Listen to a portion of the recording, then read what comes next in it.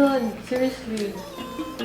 Homemade DIY cheese sticks and cheese stick dip. So guys, if curious kayo paano gawin to, I think I just use 3 ingredients. Yup, 3 ingredients. Watch, watch, watch. Please watch.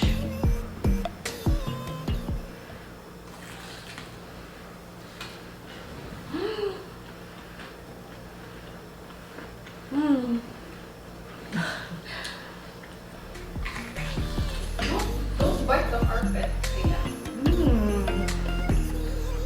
It's so perfect for this one.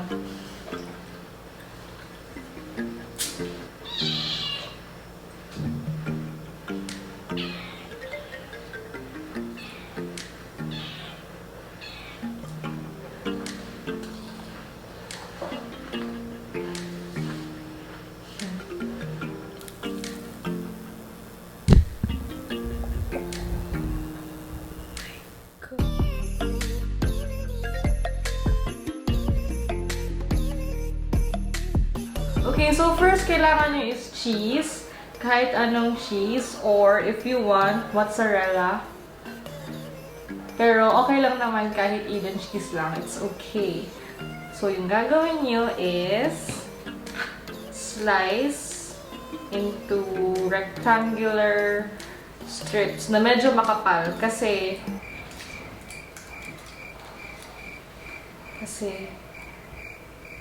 slice it na medyo makapal. So, slice niya lang siya in rectangular strips. I don't know if sakto yung term ko. Aray, shit. Pinusumod ko. So, knife. Ay. Guys, nagpalit tayo ng knife kasi, yan. Be careful when using the knife. Cheese lang yung slice. Nagkaano pa, accident pa. So, gonna cut it in thick rectangular slices. Yeah. Just the way you like it, char. Ay, shucks, magsira. Lumikit yung cheese. So, I saw somewhere sa mga ibang vlogs na you have to dip the knife sa hot water para daw hindi didikit yung cheese sa knife. Let's see if it works. Okay, we'll dip it in hot or warm water and let's see.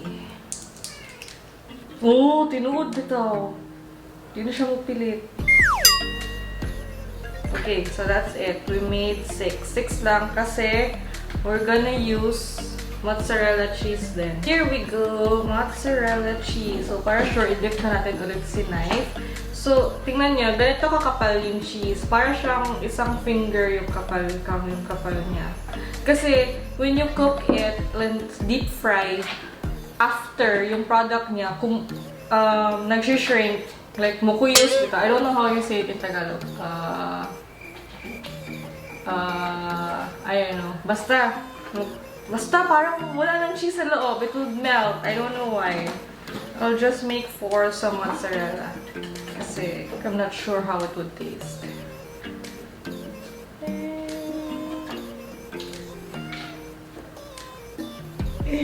God, gahi ba? Ano na cheese eh.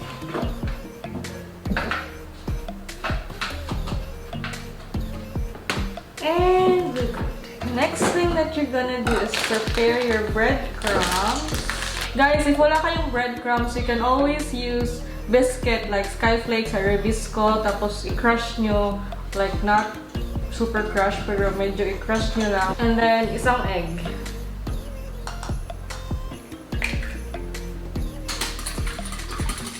Okay, so this is the messy part. The messy part is after nun, 1 cheese. Yung cheese, ilalagay nyo sa egg. And then, put it on sa breadcrumbs. You have to use your kamay. Don't be maarte.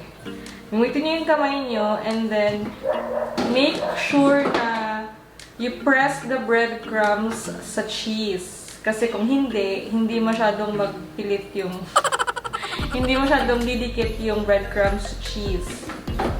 And, yan. After the first coating, after nyo siya i-press ng mahigpit. Mahigpit ba? Get it again. And then, do another coating. So, balik siya sa egg. Careful para hindi matanggal yung breadcrumbs sa first coating. And then, after, yan, coat it again. Coat it again. After coating, ulit, i-press nyo siya ulit.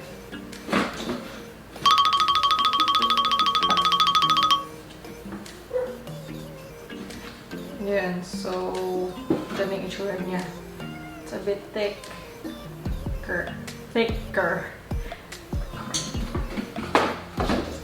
And then, you repeat the whole process sa lahat ng cheese na ginawa niya. So, guys, fast forward to na part. Okay.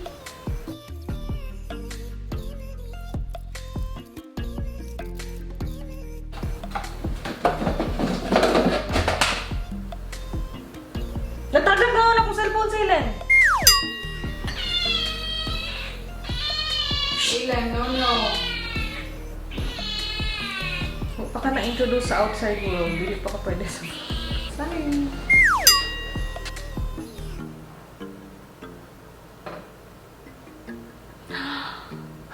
We're done! We're done coating na yung cheese stick natin. Hala, dili maklaro.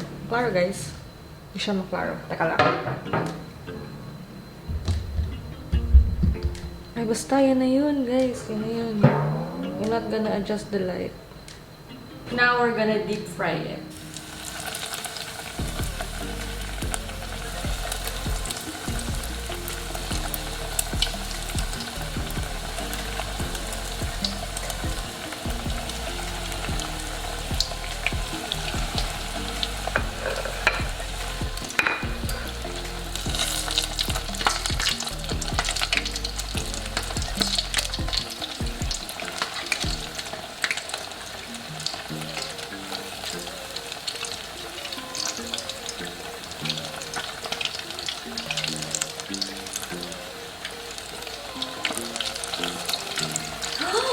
Cheese, may gawas! You have to, hindi ko pala na ano yung end, guys.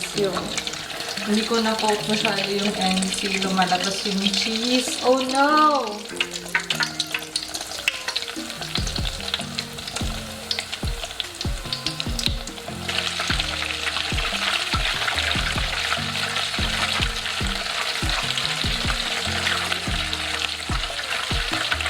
So, we're done, and to complete ang lahat-lahat na nito, of course, we need to have a dip for the cheese sticks. We need ketchup, kahit anong ketchup that you want, 2 tablespoons, and then mayonnaise, 2 tablespoons din, I think. Ubus na to. And then 1 tablespoon of garlic. Powder, not the whole thing.